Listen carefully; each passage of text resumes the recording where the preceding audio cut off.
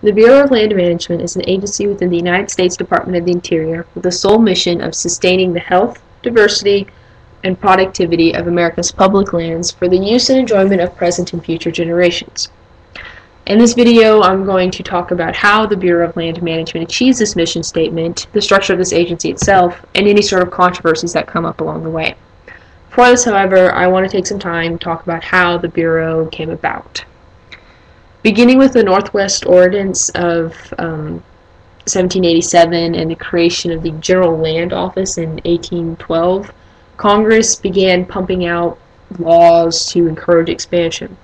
But over time, these laws became really convoluted and just contradicting. So in 1946, the Bureau of Land Management was created to get everything on the same page and to restore order.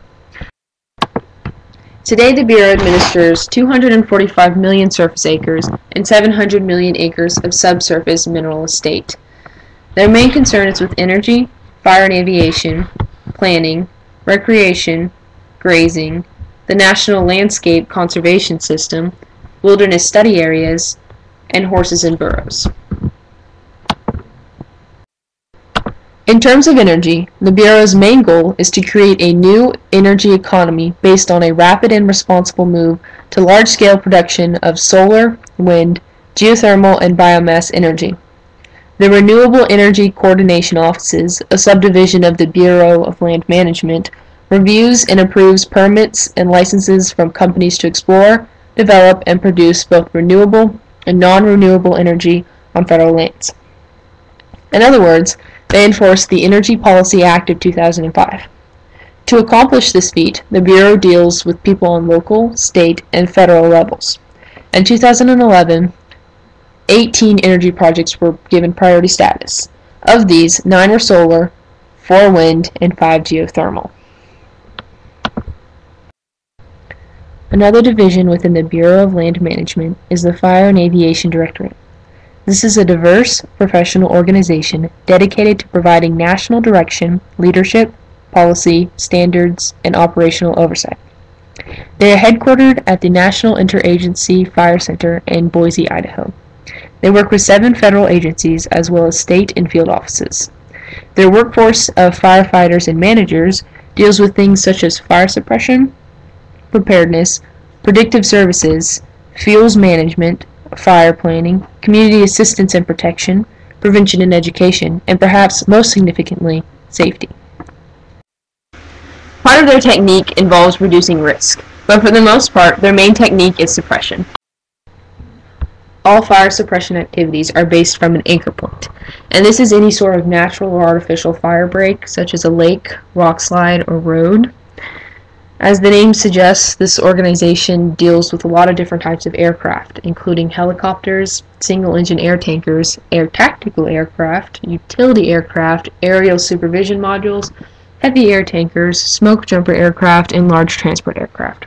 This use of aircraft specifically came to aid in the massive Western fires of 1988, where 120 helicopters and fixed-wing aircraft were used to combat the fires.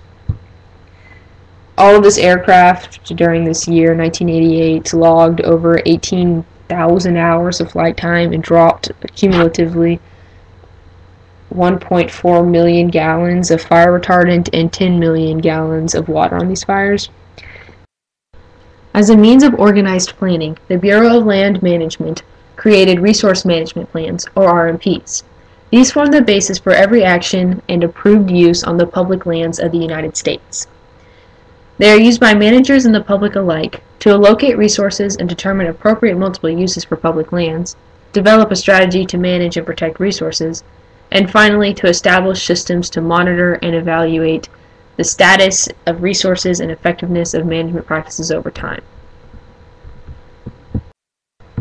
The Bureau of Land Management also manages livestock grazing on 157 million acres. Their grazing management program was initially designed to increase productivity and reduce soil erosion by controlling grazing through things like fencing and water projects. But in the 1960s and the 1970s, national sentiment towards preserving the environment rose, and the Bureau shifted to also protect endangered species through their grazing program. The Bureau administers public land ranching in accordance with the Taylor Grazing Act of 1934, which led to the creation of the grazing districts in which grazing use was apportioned and regulated. The Bureau administers nearly 18,000 permits and leases held by ranchers. Any U.S. citizen or validly licensed business can apply for a Bureau grazing permit or lease. However, there is a fee. The federal grazing fee is adjusted annually and is calculated by using a formula originally set by Congress in the Public Rangelands Improvement Act of 1978. Under this formula, as modified and extended by a presidential executive order issued in 1986, the grazing fee cannot fall below $1.35 per animal per unit month. Also, any fee increase or decrease cannot exceed 25% of the previous year's level. Not that this matters because the fee has been the same since 1986.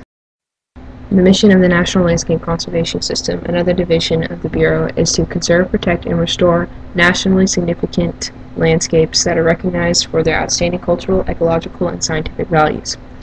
This system includes over 886 federally recognized areas and 27 million acres of national monuments, national conservation areas, wilderness areas, wild and scenic rivers, national scenic trails, and historic trails. Some of the monuments included in the system are the Agua Fria National Monument, which is valued for its ancient ruins that offer insights onto the lives of those who lived long ago. The Grand Canyon National Monument, which is valued for its geological resources, including relatively undeflaured and unobscured sedimentary rock layers and abundant fossils. And the Craters of the Moon National Monument, which is valued for its volcanic features that are preserved in a relatively small area. In order to be designated a wilderness study area by the Bureau, the area must 1. Have roadless areas of at least 5,000 acres of public land or of a manageable size, 2. Generally appear to have been affected primarily by the forces of nature, and 3. Provide outstanding opportunities for solitude or primitive and unconfined types of recreation. In addition, wilderness study areas often have special qualities such as ecological, geological, educational, historical, scientific, and scenic values. In these areas, scientists conduct research in geology, paleontology, biology, archaeology, history, social science, and other scientific fields. In regards to wild horses and burros, the Bureau has set up an adoption program to remove the horses and burro from areas where overgrazing could be especially detrimental. The Bureau of Land Management consists of 10,000 full-time employees and 2,000 seasonal employees. They collaborate with many nonprofit groups and partner with many other agencies.